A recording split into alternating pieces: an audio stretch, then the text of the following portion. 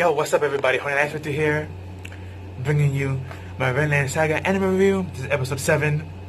This was a very dope episode. I'm loving Vinland saga more and more. I'm trying to hold off to not read the manga, because right now I'm on anime only, so I'm trying to keep it that way. But I'm really loving how this story's coming. We get a brief intro in the beginning that the king of the Vikings told his guards to rest. They're going to no longer attack England until summertime, and then they're going to attack. So while they're having this moment of rest, Askeladd and his group of pirates, they was like, what are we going to do? There's nothing for us to raid. We already raid all the good cities. There's no war to come because they're resting. So what are we going to do? Askeladd started looking up in the sky and he sees the birds going north, and he's like, well, when there's no food here, you do as the birds do and you go north.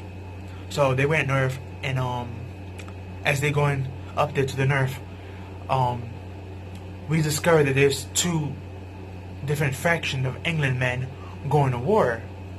And Askeladd sees this, and he sees that every day the same group continuously attacks the tower of the other group, but they're failing horribly at it.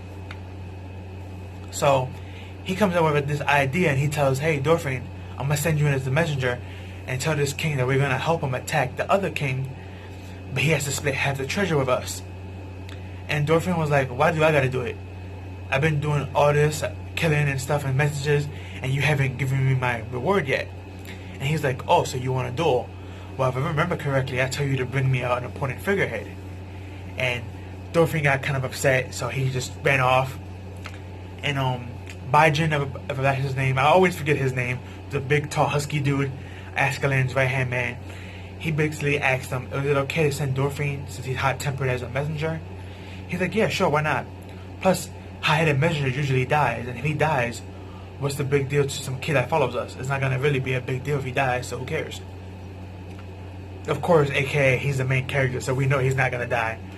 But Thorfin gets to the camp, and he actually holds one of the guards hostage, and he's like, yo, is there anyone here who can speak my language?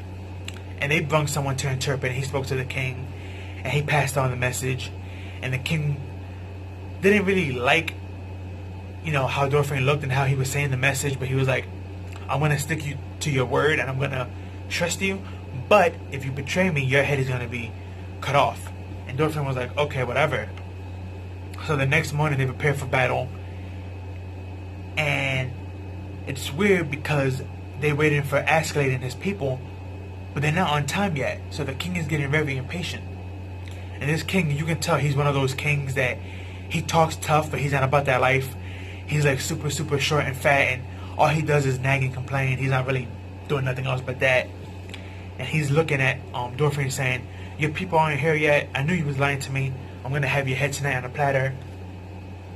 And as that's going on, Thorfin was like to the translator, yo, who's the leader of the enemy group? And he was like, oh, that man up there on top of the roof tower with the helmet and the feather. He was like, okay, cool, bet. And Thorfin darted all the way across the field, and we just didn't get to see Thorfin's navigation skills or negation skills and how he navigates people, but we also get to see his jumping skills.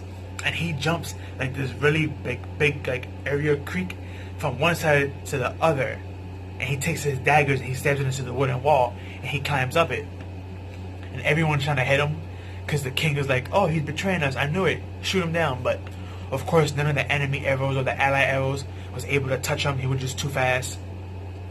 But it makes sense since Thorfin is still a kid and he's small and short, so it makes sense that he's gonna be able to run fast, especially dodge arrows, since he's used to do it, doing all that. But as that happened, we get this hilarious scene where we get to see Askeladd and his people.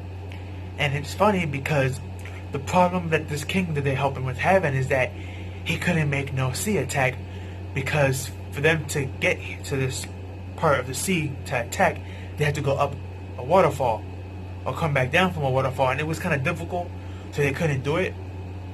But Askeladd came out with this ingenious but weird plan that his men actually carried their ships and threw it into the ocean after they ran across to the sea and they got there. And everybody was shook like, oh my god, we never thought of that. So after Askeladd was, basically all night, him and his people dragged their ship up the waterfalls, all three of them, because they got three ships. They dragged them up the waterfall, around the corner, around the forest area where the war was going to take place the next morning. They went through all that work of carrying those ships just so they can throw them into the ocean of the other side. That way it can be an easier path for them to sail. So as they sail across, the captain of the enemy that Thorfin was after, he basically gathered some of his men that were archers, and they went to the other side to start shooting.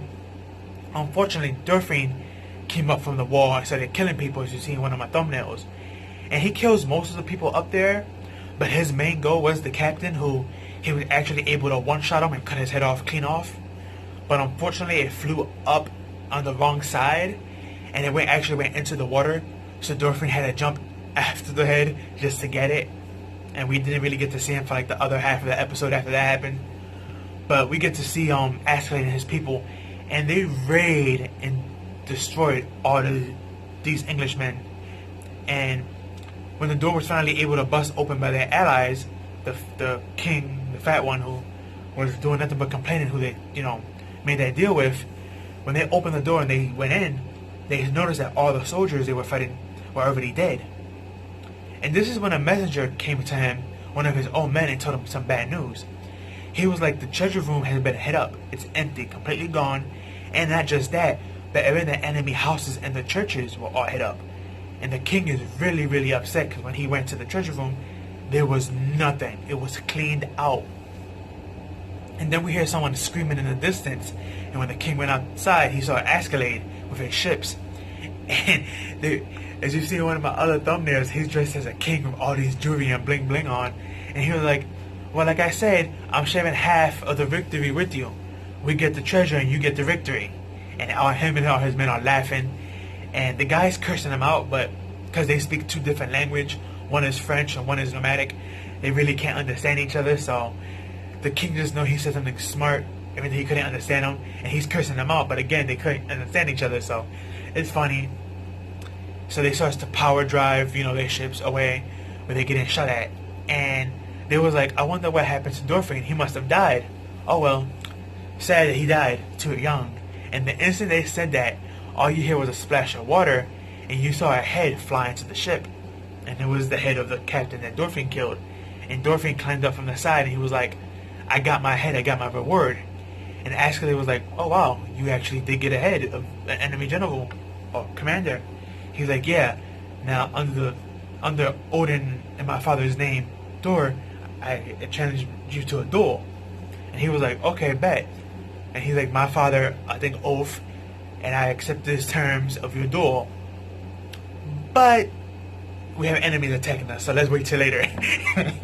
And Thorfin was just super upset. He was like, hey, you keep prolonging our duel, blah, blah, blah. And it was hilarious, because it's like, Thorfin is so serious about challenging him to a duel, but Askeladd is like so laid back, and he always finds a way to like scare him out of it. So it's funny, especially his facial expression when he's like making fun of him. He's like, oh, so scary.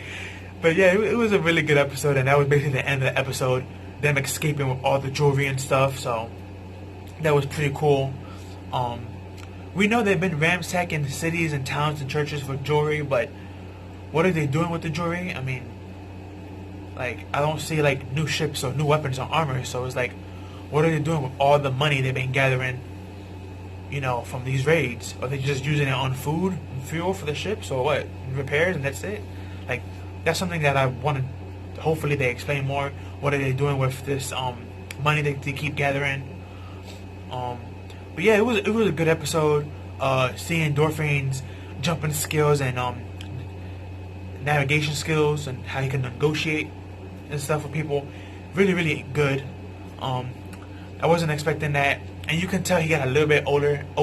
I think this is like a couple of months from the last episode, from what I was told.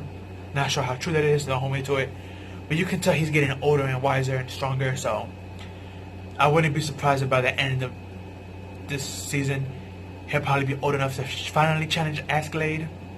Well, he accept, that's a whole nother story, but this was a pretty good episode 7 of Vinland Saga. But that's all I have for you.